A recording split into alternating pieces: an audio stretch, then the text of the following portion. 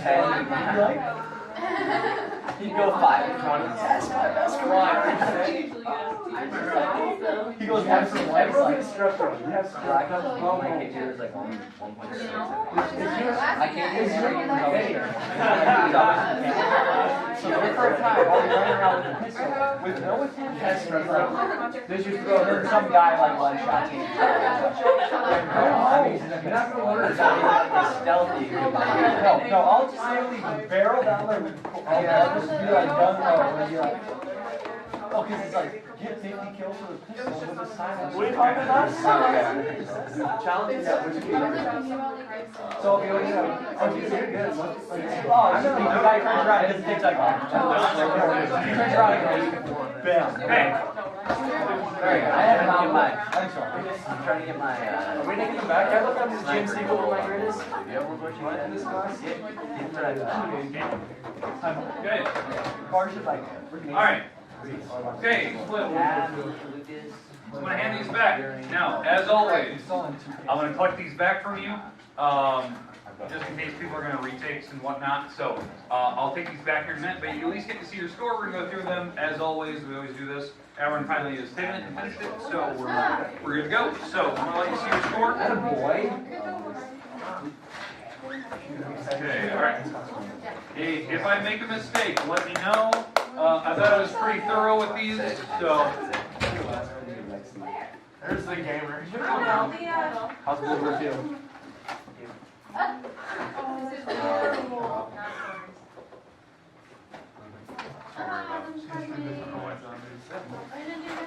Don't worry about it. Don't worry about it. Turned around and got a PS4.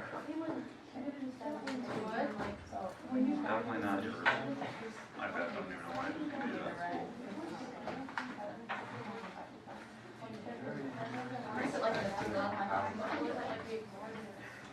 That's yours, right? And using the else's iron.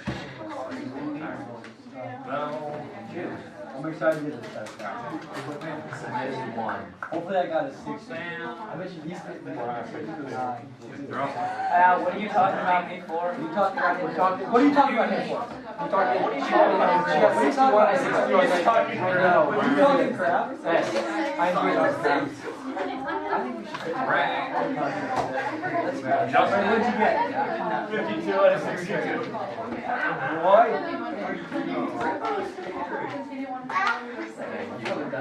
Mace. Dang it, I knew I was. Am I going to get my test back right now?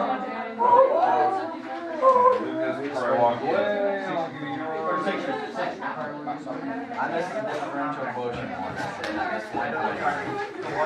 What's the answer on the differential quotient?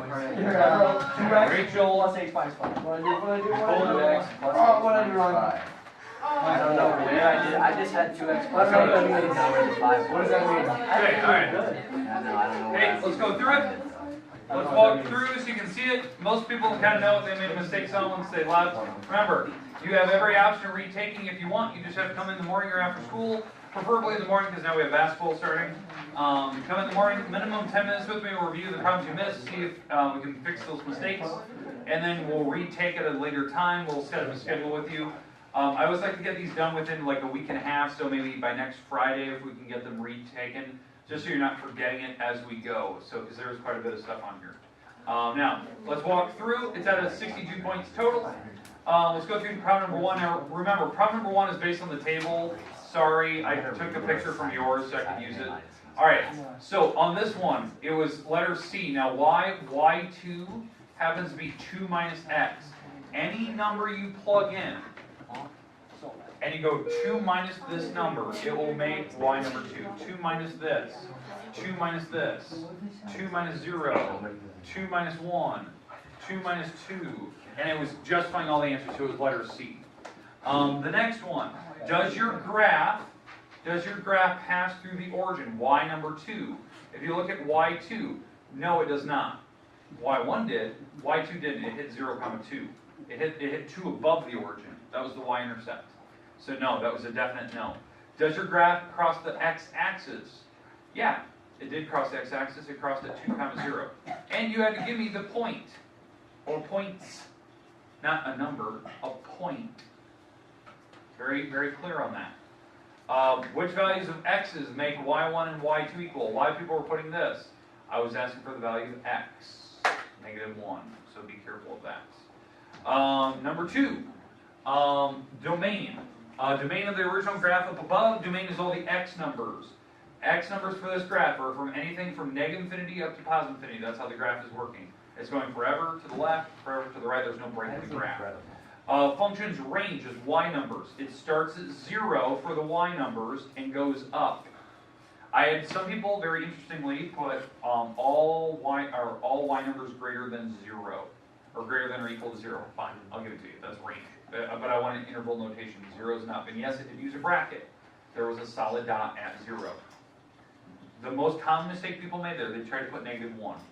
Because if you look at that graph, it did hit -1. That's an x number. That's a domain. Okay? X-intercepts, where does it cross the x-axis? It hit -1. Where did it cross the y-axis? It crossed at +1. And the last one, what are the values of the question marks? At -4, your answer was 3. At 3, your answer was 4. Okay? I had some people telling me negative numbers. At no point did this graph ever go below the x-axis. Just saying. Okay, so be careful of those. All right, moving on to the next page. Okay, this page was kind of a mixture of a hot mess, so it's kind of a mixed bag. All right, you had a graph. Anything less than or equal to 0, this is your graph. It was by halves. By halves, so if I plugged in 0, that would have been 0. If I plugged in -1, that's -half. Plugged in -2, that's -1. Because when I plug in the numbers, you have to take them times half. And so the graph is going this way. And it's anything less than or equal to 0. So everything to the left is going this direction. Now, anything above 0, your answer is always 3. It's just a constant. Constants are just horizontal lines. Because no matter what x you pick, the answer is 3 anyway. That's why I know it's horizontal. And the first dot was open. Okay? All right, so now that I have my graph, what is the range? The range is from -infinity, because range is y numbers, -infinity up to 0. Including 0, there's a solid dot there. And then it was the number 3.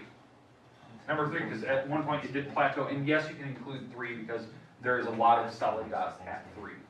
So you can include it. I just put a bracket. I had somebody put a bracket and put like +3, +3. Clever, you didn't need to do that. But it is a union, you're combining them together. Now, intervals, whether this thing is increasing, decreasing, or constant, and at no point did this graph ever decrease. I know some people look and go, warp, there's an arrow. As you go left to right, this graph is only climbing. Left to right. And eventually, yeah, it does level off. It does go constant for a while. So from -infinity up to 0, including 0, this thing was increasing. From 0 on, and notice I didn't include 0 here, it was constant, because that was an open circle for the constant part. Okay, all right, next. And no, it's never decreased. A lot of people get messed up by this stupid arrow right here. You're going left to right. Okay, max. The max on this graph was 3. Duh. It actually hit 3. That was a max. The highest point. I tried to make it as easy as possible. In fact, it's right here. That's your maximum number you hit. All right, the next one. You had to plug in the functions. I knew some people were going to do this. I had some people like putting this. It was really messing with me. They're putting f's in here. I don't know what you're doing. That's not how you do functions. Okay? You just use the letters and the numbers. Okay? So the first thing you had to do was write this function with x plus h plugged in. X plus h squared, 5 times an x plus h, and then the plus 8. So anytime there's x's, you plug an x plus h in there. So that's what I did here. So I took out the x's and plugged an x plus h there. That's the function with x plus h plugged in. Then I subtract the original function. That's subtracting the original thing they gave me and dividing it by h. And h cannot be 0. Blake Lynch, Joseph Prohaska, and Ethan Hansen, please come to the office. Blake Lynch, Joseph Prohaska, and Ethan Hansen. Okay, all right. Moving on here. Going on to the next part here. When you actually simplify, and this I have to FOIL out. So there's 2 parentheses, x squared plus 2x h plus h squared. And then we distribute the -5, we distribute the negative sign. Anything that doesn't have h's cancels out basically. So the x squares are gone, the 5x's are gone, the 8's are gone, because they're opposites. And then the last thing you do, and this is why I wrote this down, you have to divide each of these by h. So that is a 2x, because the h is canceled. This is a 1h, and that's a -5, because the h is canceled. That's how you cancel things. I had some people writing this, and this makes me laugh. Okay, at one point it was the -5h, and there was an h on the bottom. I had somebody tell me that they canceled this out, and they said it was -4 h's. Well, that's not how you do that. You just get rid of the letter. You don't get rid of the numbers. It was a common mistake. It kind of made me chuckle. So, all right. Moving on. Whoa.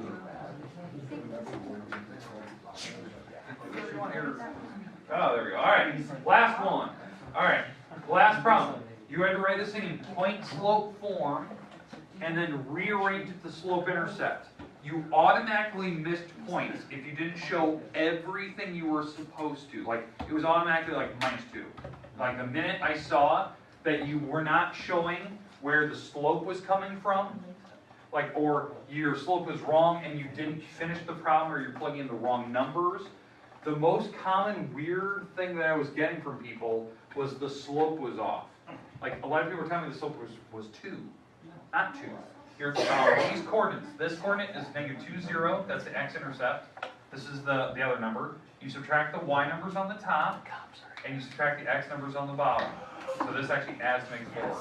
And then when you actually divide, that makes 1.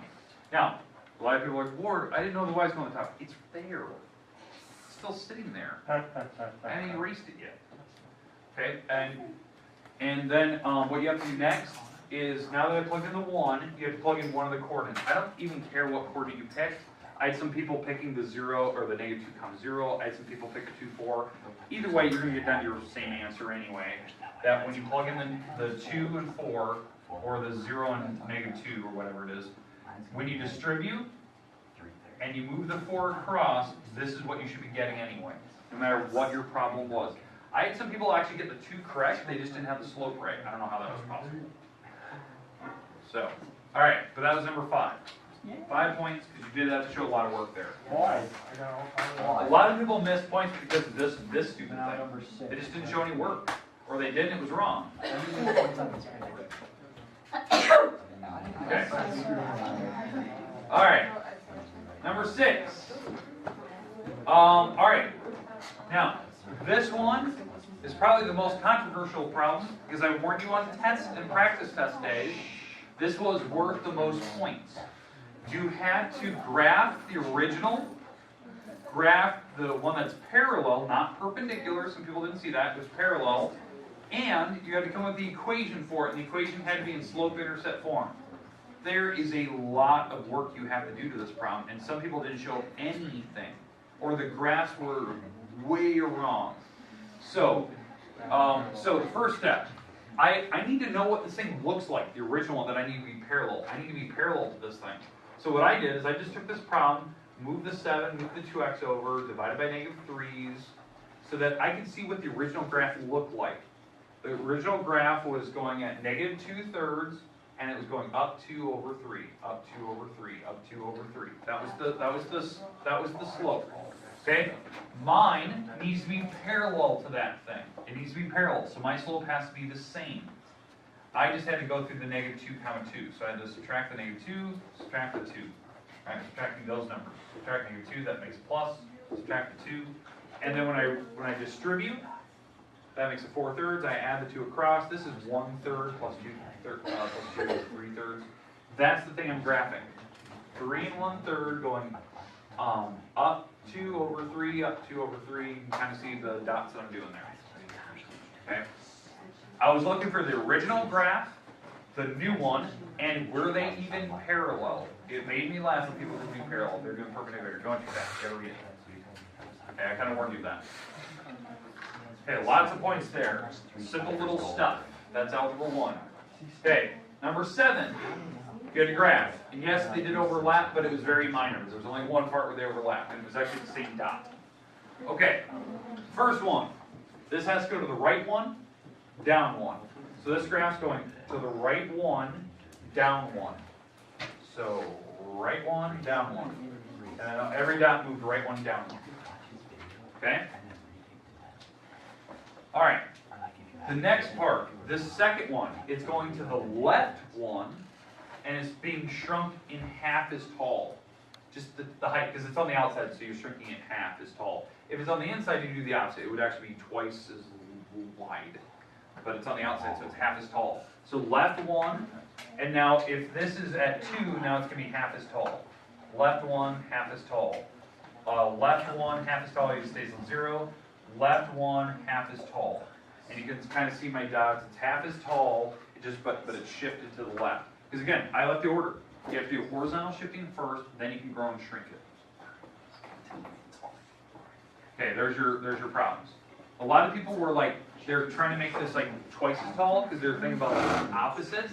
It's only opposite when it's in the inside. And that would be horizontally. Anything on the inside of the parentheses is always horizontal stuff. Outside is vertically. Okay, all right, moving on.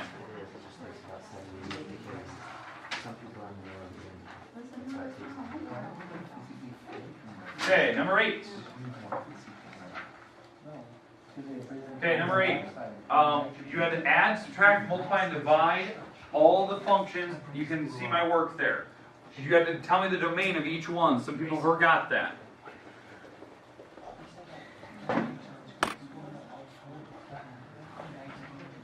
Okay, so if we're adding these functions together, you can see my work there. And I put them out a little bit out of order there. That first one was out of order, sorry.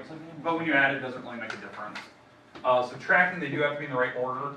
Multiplying, I just FOIL them together, just distributed. Okay? And then the last one, I put the F on the top, G on the bottom. And the only exception for the bottom on that one was 0. A lot of people kept trying to tell me 6. 6 is the top number. And that's different. That's actually the number you told me is not the number you actually told me was an x-intercept. It's not an exception for the domain. Numbers on the bottom are the exception, so that would be 0. Okay, the next one, the fog technique. Some people butchered this. And what I mean by butcher, it was really bad. So it is taking the f function and plugging g into it. So here's my f function. You're taking out the x and you're plugging g in that spot. So you can see it. Then I distribute the 5. The most common mistake that I saw, people forgot to remove the x, so they had 5x right here. And then they distribute over it. That was a common mistake. But then I saw somebody looked at this and they multiplied these together. And here's even worse. They multiply the x on next. That's right. Way to epically fail that one. All right. So, but you had to plug one inside the other. All right, but you have to distribute. Was that red? And notice there's no x, because that was the person had the x on the outside. There's a couple people with that. That's a simple mistake. Now, next one. F inside the g function. So here's your g function. You take out the x, you plug f into that spot like this. I distribute the 3 over it. There you go. And I didn't even simplify because it's pretty easy to see that. And then the last, this one, you can plug a 2 into here. And again, the funny thing I saw, somebody multiplied this and then took everything times 2. Way too much work. You already had the problem down over here. I just had to plug a 2 in. That's what that's saying. Plug a 2 into the formula you had earlier. So plug a 2 in. So 15 times 2 is 30, and you're going to subtract 18, which is 12. And then domain, there's no fractions on this problem, so it's all real numbers. So I wasn't really worried about that. Okay, all right. Next one. Inverses, another hot mess of a problem. Okay, first step. Switch the letters. Then there's a billion different ways people can approach. What I would do, multiply everything by y to get rid of the fraction. So that's what I did here. I multiplied by y, multiplied by y, multiplied by y. Because the y's would cancel here. Then I moved the y's to the one side, where I could factor them out. I didn't even show that, but I factored out the y, and I divided by the x minus 9 over. That's an inverse.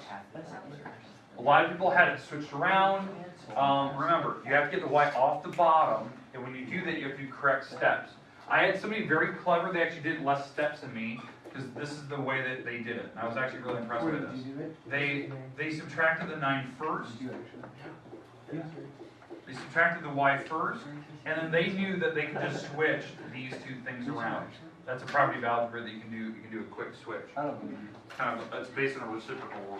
you. Was red one? Like they can switch. I thought that was really impressive that somebody did that. That was actually really good. So, it was really quick. It was right. Is that you, It was JP? right. It was right. Okay. All right, we good? Was someone in class? Definitely what you Is that you, Ray? Yeah. I was impressed. He did less than me. He didn't do it. He didn't More do than it. you were. Oh, you take credit? He didn't do it. Not Ray. Ray, were you the one that epically failed that one? No, you wish. I did good. You wish. Okay. Hey. Okay. Next one. Another kind of easier problem. You have to do h of 1. So that means you just have to plug ones in here. And you can actually see my work where I plug the ones in. 1 squared plus 1 plus 2. That's 4. Then whatever this answer is, that was 4, right? That's what we just found out a little bit ago. That goes into g. So now you're plugging a 4 in here. Because it just goes up the chain. So I plug a 4 in. 4 times 4, which is, by the way, what's 4 times 4? 16. Not 8. Not 8. Not 8.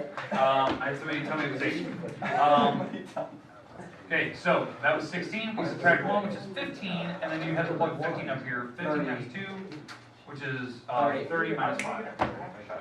Okay, I'm going to walk around. I want to collect their mind. If you want to retake, you don't need to email me. You don't need to tell me. You can show up in the morning. We'll go through the problems you missed. We'll get you a time scheduled when you can retake. Pretty easy. I always give you the better of the 2 scores, so it's no risk for you. What'd you get? Nope. You have to retake it all. You got to prove to me that you were not just getting lucky. By the way, I was the one that did the line I think it's already proven to you. What? Oh, that was your problem? I was impressed with that. You did it way less steps than I did. Well, it's easier that way. That was good. I was impressed with that. That was good. If I would have tried You can't You want to hand that down, Mason? Actually, you can. it It's called going If you're the if you're the 72 dolphins. 72 dolphins. I told him to tag that the other day because he said he can't come on. I was like, really? What are Almost, 72 dolphins? He was like, they won every game. I said, yes. He was like, no. I was like, So you should say yes. So you say what happens on Pokemon? You beat all the gym rats. No, won them all. You won them all, and you beat them all. Okay, hey. Okay, I'm gonna get rid of this real quick. We need to talk about some of the quadratic stuff we did yesterday, just to kind of fill in. My goal today is to do about 2 or 3 examples. That's it of quadratics. And what I said yesterday was Friday's stuff, tomorrow's stuff, is one of the most difficult types of days we take notes in here. It's talking about the actual origin of where a parabola comes from, like mathematically, how did they come up with it? It's incredibly hard, but I want you to see it. Because it does some math that we've actually done in here, just at a different level. And it was something that I had to do in high school. So you need to see it. It's something that it would be a disservice to you if you never saw where it actually came from, other than just always seeing the graph. Okay? wait, is this going to like be on our test then? That hard stuff? No. So I'm talking about like, I want you to see it where it originally came from. Alright. That sounds good. Alright. I'm not going to take notes on it. All right. Today, let me get rid of the test here. All right. So, okay, let's talk about the parabola, and I want to talk about graphing. Okay. Well, that's why you don't want to keep it. You want to keep it. Yeah. I'm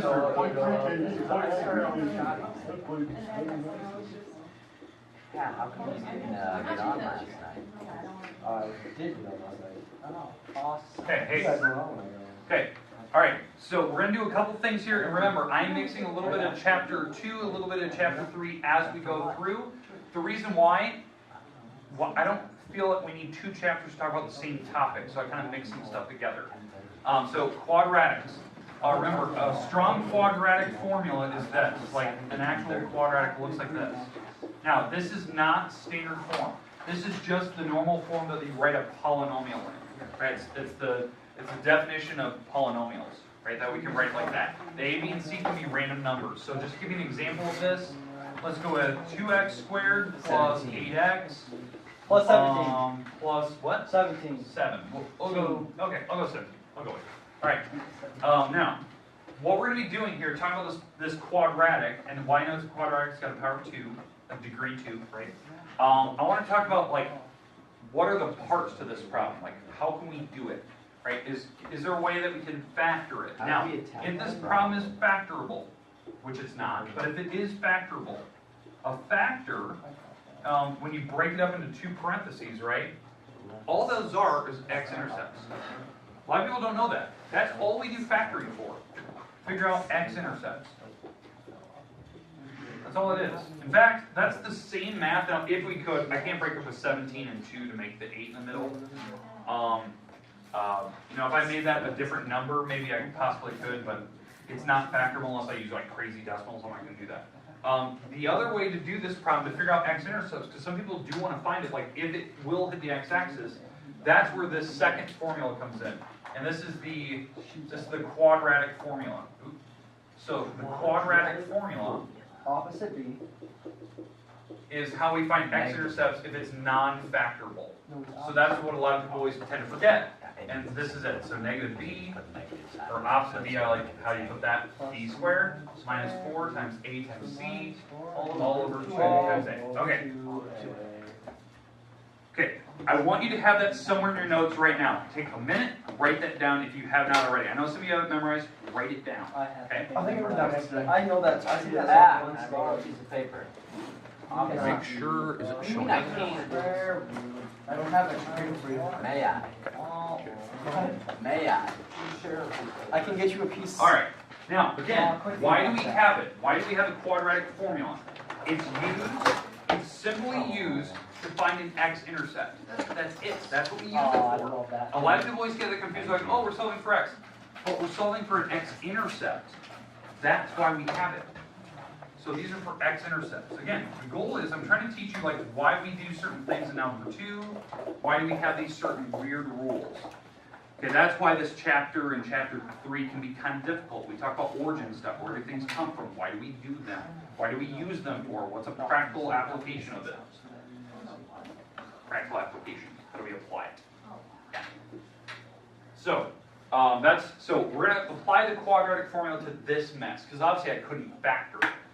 So we can take these numbers and plug them in. Okay?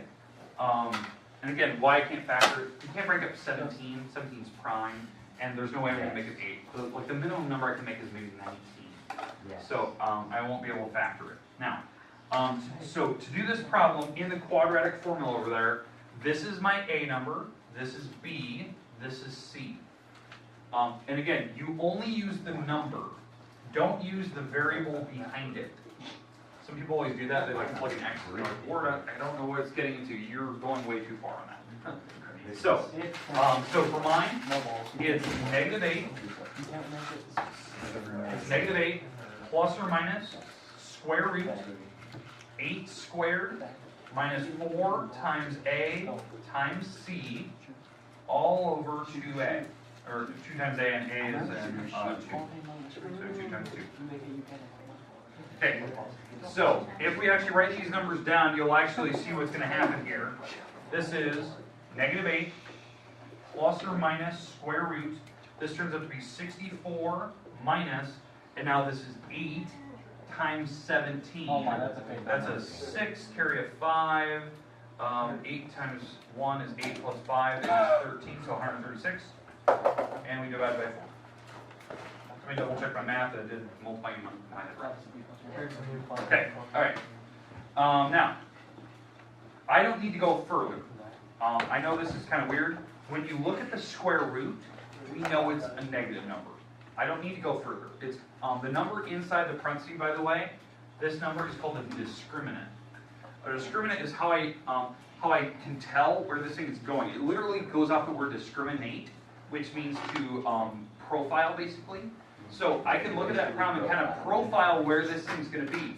By knowing that my answer inside the radical, the discriminant number, is negative, I know I don't hit the x-axis. It's imaginary, right? Because it'll be a negative square root. So there is no x-intercepts. It's not applicable. They're imaginary. They're imaginary, right? It doesn't happen. But the problem is, I do want to graph it. This problem is graphable, right? It is going somewhere. It is somewhere on the graph. Now, will it fit up here? No, but maybe I can just like change the scale of this problem. So let's try to figure out how to graph, and that's one of the problems I want to talk about today. So how do we graph it? That's where we complete the square. That was the process. I showed you one example of it yesterday. So I want to show you that today. Does everyone have this problem written? I want to leave this here. I'm going to get rid of that part. Does everyone have that written? Okay, so we're going to complete the square. This is that process we learned in the beginning of the chapter. I think it was like chapter 1. No, prerequisite chapter. And I said it was going to come up more and more. And some of you said that, yeah, you kind of remember vaguely doing it in Algebra 2. So it's good that you've at least seen a little piece of it. So let's walk through and talk about how to complete the square on this problem. Because completing the square will help you graph it. It gets it to standard form. Okay, so I'm going to replace the f of x with a y. This is just how this works. That's how I start the problem. So I'm going to rewrite the problem that they gave me.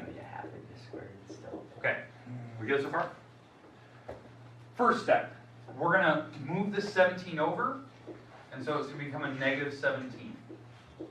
I need to get the x's by themselves. Anything that, what I mean by themselves, I want this square term on the side with only those variables, only those letters. So if it's x squared, that's over by itself. What's happening? Okay, so now that we have that, we're going to factor out, if there's a number in front of my x, I have to factor it out. So I'm going to factor out the 2. So when I factor out the 2 here, and I'm going to leave the 17 alone, this becomes an x squared, and this becomes a 4x. Make sense? Because I'm taking out a 2 out of both of them. I'm dividing out the 2.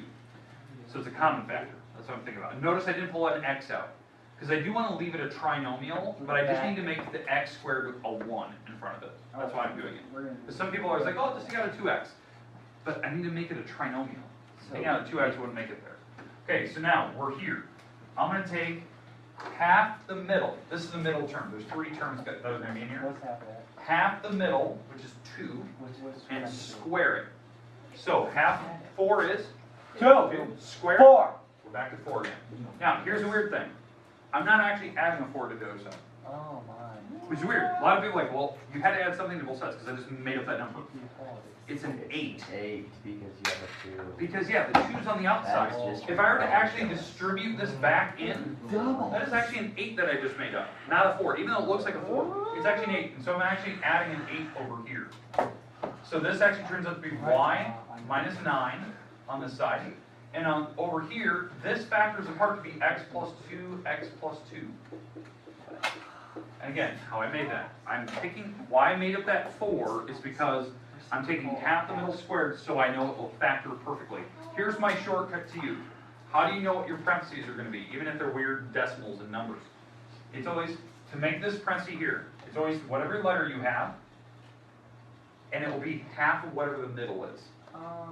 So what's half the middle? 2. That's the numbers that go in there. Oh my god. That's how I know what it's going to be every single time. I can actually jump to that super quickly in the middle of a problem.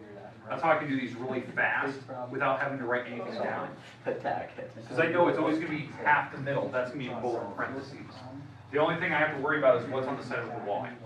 So this is going to be a y minus 9 equals 2x plus 2 squared. So this problem is going to be graphed at a certain point. What I mean by a certain point, this number affects how skinny or wide the graph is, like vertically I'm talking about. It's like a vertical like stretch. This thing is going to be really tall. It's twice as tall, so it looks skinny, but it's tall. Okay, so it's going to make it tall. If it was a fraction, it compresses it and it like shrinks it. So this can be tall. These numbers in here are the vertex. It's the opposite of those numbers. So this graph is going to be going through -2, positive 9, and that's the vertex. It's always the number with the x, the number with the y, and I always pick the opposite. That's how I know. So it's opposite with the x, opposite with the y. So I'm actually going to be graphing -2, 9. And now if we know that I didn't hit the x-axis because imaginary, that means this thing had to be going up. No. Like that. Now, am I going to draw more accurate than that? No. I could find a y-intercept. In fact, I actually know where the y-intercept is before I start, because if you plug in a bunch of zeros for x's, it's 17. So up here, like way up there, that's my y-intercept. So I did not draw that correctly, but you guys get the idea that I'm never hitting the x-axis. So it's really tall, really skinny, it's going up forever. But that's a parabola. That's a quadratic. Right now, a lot of people look at that and go, well, Ward, why are you even doing it? Like, I don't understand. Like, what do we have quadratics for other than, me vaguely telling you about, some business model where you're looking at sales, because no one in the right mind in this area is going to do something like that unless you're making big bucks. But why would we use it? I want to talk about a problem today. I want to just give you a rough example, something that I know is silly, but it does apply. Okay? And why would you ever do something like this? So there's this problem in the book, and it talks about, and I know this is going to be super vague. So you're in a, so in the book, there's this problem where there's this river that's going through some farmland, okay? And a farmer is going to put up a fence around, or that goes up right and hugs against the river like this. Okay, it's going to be a rectangular field for his cattle, so they can drink some water, they can sit in the grass, okay? And the thing was, it was talking about that he was going to use 600 feet of fence. 600 feet of fence. Okay? So 600 feet of fence total. Okay? Over the whole thing. And I want to know what is the maximum number, or what is the maximum area that the cattle or whatever his livestock is? What's the maximum area that those animals can have? That's what we're doing. Believe it or not, that's this type of problem. It's a max or minimum problem. So how this works, if you know you're using 600 feet of fence, we can call this, like, we'll call these x's, right? We'll call them x's, right? So, because if it's rectangular, we know the top and bottom should be the same. This side right here is whatever the 600 is minus the two x's. So whatever the two x walls are, we take them off of the 600, and that's whatever fence is left. Now, if I want to find maximum area for the cattle, maximum area, how do you find area of a rectangle? Yeah, base times height or length times width, however you want to think of it, right? It's an area, it's length times width. So it's length times the width. That is quadratic. It's quadratic. If I FOIL it out, it's exactly the problems we're doing, it just looks different. 600x minus 2x squared. So if I rearrange this, Wow. that's a parabola type of problem. We can call this y if you want. It's exactly the problem we're doing. We can complete the square to it. We could try to do the quadratic formula to it. We can figure out where these things are, can figure out x-intercepts. But I want to know maximum area, right? Well, the maximum spot or minimum spot is that location. It's where your dot is. So, in fact, I'm going to do it. Here we go. Let's see it. Moreover. Wait, so is this guy just gonna let his cows play in a river? Yeah. They're just gonna go into the river You and think walk they're- back out on the other side of the fence now. I've seen it where they fence it across the river. Okay, here we go. Never just like Too choose much the land, river. there's So cows it's in like, the river. And there wasn't a fence on the side. let him come back. What? Alright, here we go. I was canoeing once and there was cows in the river. Wherever you can do He's it. trying Alright, there we go. He's swimming. He's swimming. Why is he That's his green? cow. That's Don't the bully first him, problem. okay? Why is he, what's he doing in the river? Alright. Next That's time. where he holds cow. Okay, here we go. Okay, it's got a little 6 for legs. Alright, so, Mad okay, cow. to figure out the maximum area, here we go. So, we're going to factor out the -2. So if I factor out the -2, this will become an x squared minus 300x. Because when I divide the -2 out, this will actually become a negative number when I take out the -2. Half the middle squared. Well, half the middle is 150, and we have to square it. I have no idea what that is. 22, it's 22,500. How do you know that? Because probably did. 15 squared is If you Yes, come 15 back times to 15 is the 25. know what 150 How much squares is it? Okay, Okay, alright. Now, factoring this apart, and I gotta add this to the other side, and this will actually become a negative 45,000, I think, on this side. That is a big number. I'm gonna factor this up, and now the shortcut, how I knew what the parentheses were gonna be. Half the middle. 150! That's what my parentheses is. So, my dimensions for his farmland is the x number is gonna be 150. That's my x number, that's the number in here. This number is the area, the Y number. I replaced it with Y. So his maximum area for his cattle will be 45,000 square feet. That's a lot of square feet. It's a ton, right? It's a lot. In fact, if this is 150, then this one's 150, and that would leave 300 feet of fence left over. That's the idea. That's exactly the numbers I'm looking for. It's like a football field, so deep. It's like area of a football field, not shit. Yeah, but you can still calculate it. Take 120 times 30 and.